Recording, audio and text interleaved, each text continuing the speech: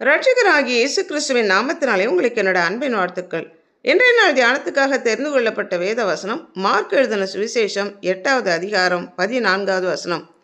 சீஷர்கள் அப்பங்களை கொண்டு வர மறந்து போனார்கள். படவிலே அவர்களிடத்தில் ஒரு அப்பம் மாத்திரம் இருந்தது. தொடர்ந்து வருகிற வசனங்களிலே ஆண்டவராகிய இயேசு கிறிஸ்து பரிசேயருடைய புளித்த மாவை குறித்தும் ஏரோதுடைய புளித்த மாவை குறித்தும் எச்சரிக்கையாக இருங்கள் என்று சொன்னார்.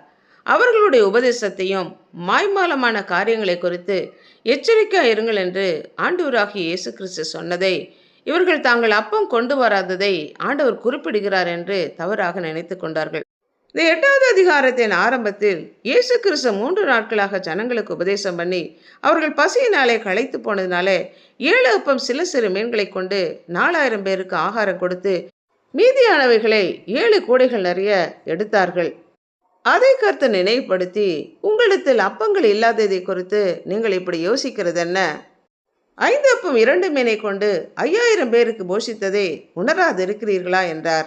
கிறிஸ்து செய்த மகத்துவத்தையும் அதிசயங்களையும் அற்புதங்களையும் கண்ட சீடர்கள் தங்களிடத்தில் இருந்த அந்த ஒரு அப்பத்தை வைத்து நம்ம எல்லாரையும் போஷிக்க அவராலே கூடும் என்பதை மறந்து போனார்கள்.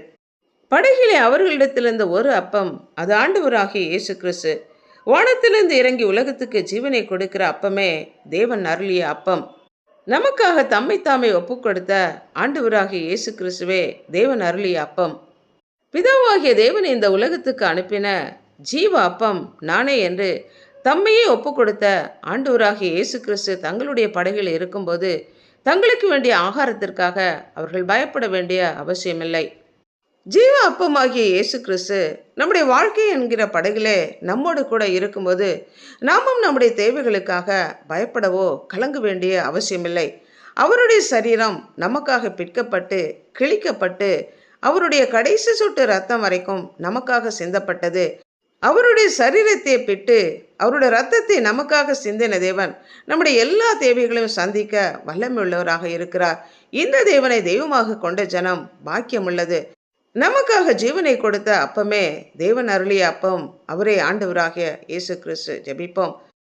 அன்புள்ள ஆண்டவரே, எங்களை படைத்தவரே, எங்களுக்காக ஜீவனை கொடுத்து எங்களை மீட்டு கொண்டவரே, ஜீவ அப்பமாகிய நீர் எங்களுடைய வாழ்க்கையில் இருக்கும்போது கர்த்தர் எங்களுடைய எல்லா தேவைகளையும் சந்திக்கிற தயவிற்காக நன்றி செலுத்துகிறோம்.